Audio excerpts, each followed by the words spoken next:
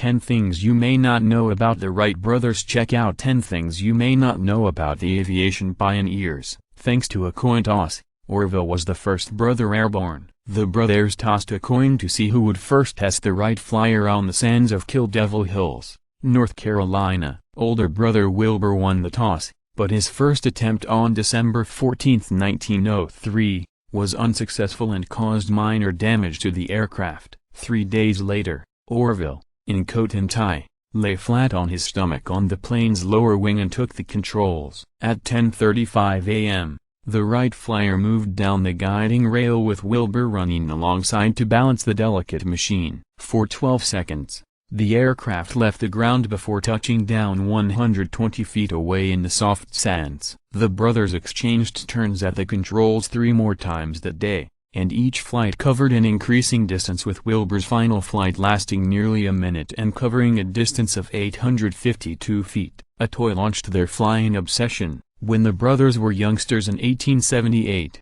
their father returned home one evening with a gift that he tossed into the air. Instead of falling to the floor, as we expected, the brothers recalled in a 1908 magazine article, it flew across the room till it struck the ceiling, where it fluttered a while, and finally sank to the floor. The model helicopter, made of cork, bamboo and paper and powered by a rubber band, mesmerized the boys and sparked their passion for aviation. Neither brother received a high school diploma. Wilbur finished 4 years of high school, but the family moved from Richmond, Indiana, to Dayton, Ohio, before he could receive his diploma. Orville, although intellectually curious, dropped out of high school before his senior year to launch a printing business. The Wright brothers once printed a daily newspaper together. Wilbur eventually joined Orville's printing business, and in 1889 the brothers began to publish a weekly newspaper, the West Side News. The following year, they published a short-lived daily newspaper, the Evening Item. In 1892 they switched gears and opened the Wright Cycle Company,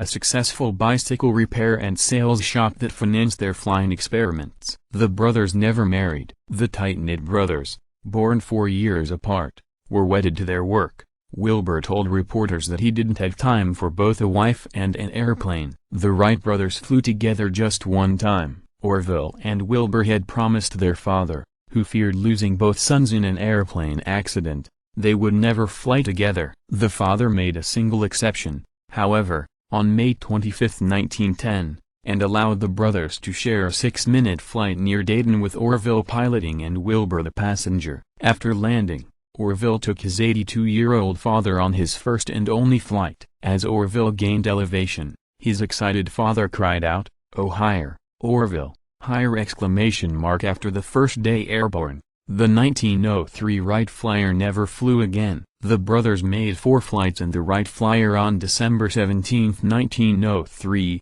and as Orville and Wilbur stood discussing the final flight, a sudden strong gust of wind caught hold of the aircraft and flipped it several times. The aircraft sustained such heavy damage to its ribs, motor and chain guides that it was beyond repair. The Wright Flyer was crated back to Dayton and never flew again. Orville was involved in the first fatal aviation accident. After their success in 1903, the Wright brothers continued their aircraft development. They marketed their 2-passenger Wright military flyer to the U.S. Army, which required a demonstration. On September 17, 1908, Orville took to the air for a demonstration flight at Fort Myer, Virginia, with Army Signal Corps Lieutenant Thomas Selfridge as a passenger. Just a few minutes into the flight, the propeller suddenly disintegrated. The aircraft spiraled out of control and it smashed into the ground at full speed. Rescuers pulled an unconscious Selfridge from the wreckage, and the lieutenant died hours later. Orville was hospitalized for 6 weeks after suffering a broken leg,